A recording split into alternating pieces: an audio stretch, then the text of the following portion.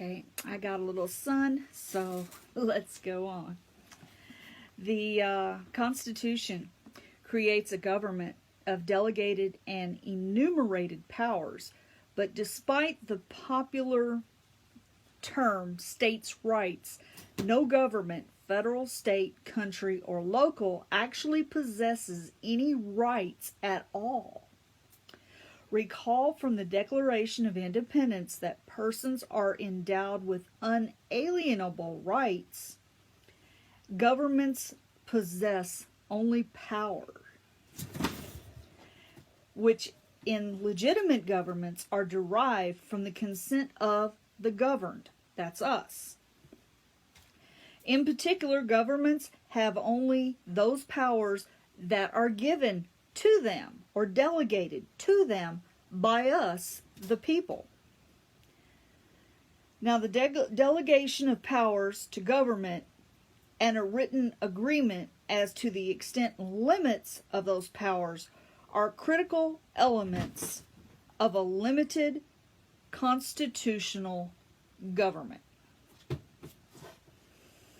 Article 4 requires that every state give its full faith and credit, and we're just lightly going over these articles right now, to the laws and decisions of every other state, and that citizens of each state enjoy all privileges and immunities of citizenship in every other state, both of which are conducive to establishing the rule of law. Article 5 provides a process for amending the Constitution, making changes to it. Here we see the American concept that the Constitution is a fundamental law that can be changed, thus allowing for constitutional reform and adaptation, but only by popular decision-making process and not by ordinary legislation or judicial decree. Now, Article 6 ensures that the America's legal system, especially the federal and state courts, is centered on the United States Constitution. It begins by recognizing the debts that existed prior to the Constitution, which is to say, it recognizes that the United States existed before the United States Constitution. More important, it makes the Constitution and the laws and treaties made pursuant to it the supreme law of the land. And then finally, Article 7 bans religious tests for office and instead binds all federal and state office holders by oath to the Constitution.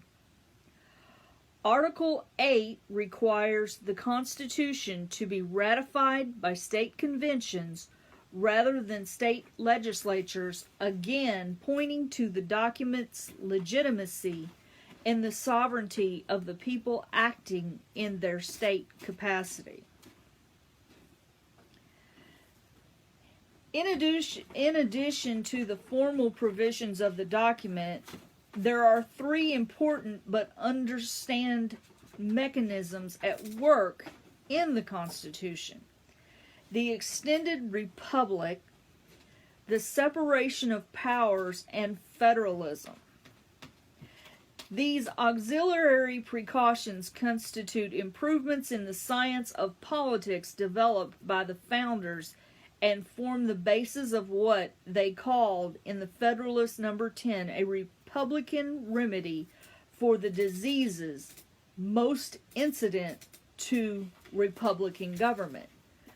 They understood that they had problems, but they worked to try to find ways in which to solve those problems. Now, increasing the size of the nation would take in a great number and variety of opinions, making it harder for a majority to form on narrow interests contrary to the common good. The founders also knew, as Madison explained in the Federalist number 48, that the accumulation of all powers, legislative, executive, and judiciary, in the same hands, whether of one, a few, or many, and whether hereditary and self-appointed or elective, may justly be pronounced the very definition of tyranny. See, again, that word tyranny, and we get so close to that in today's government.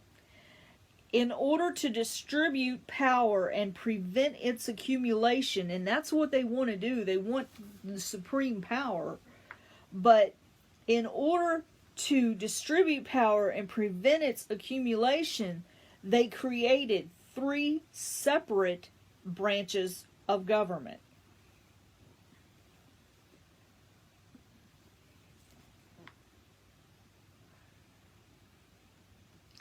Now, those who had concluded that the government under Articles of Confederation was weak and ineffective, who had advocated a convention to substantially rework the structure of the national government, and who had then supported the new Constitution, were called Federalists.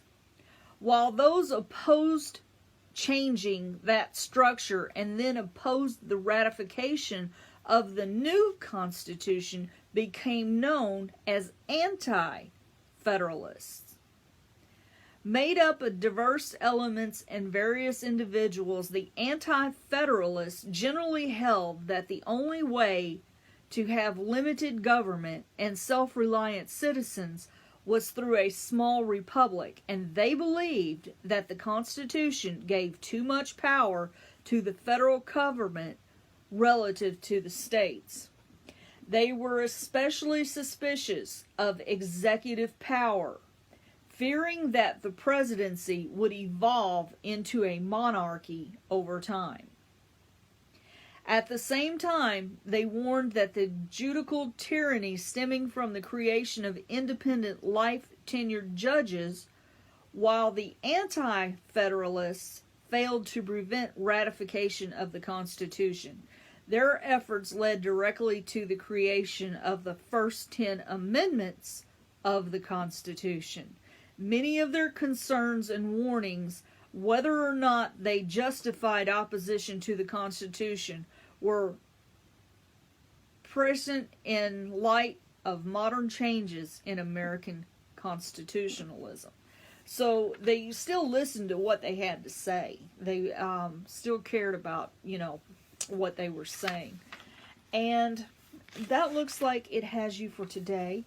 I will see you again next week as we can continue on. And yes, we're slowly getting to where we're going to actually start on the Constitution itself. I just think that this is really important to know how they derived it. It makes us understand it a little bit better as we get there. So, thank you and see you later.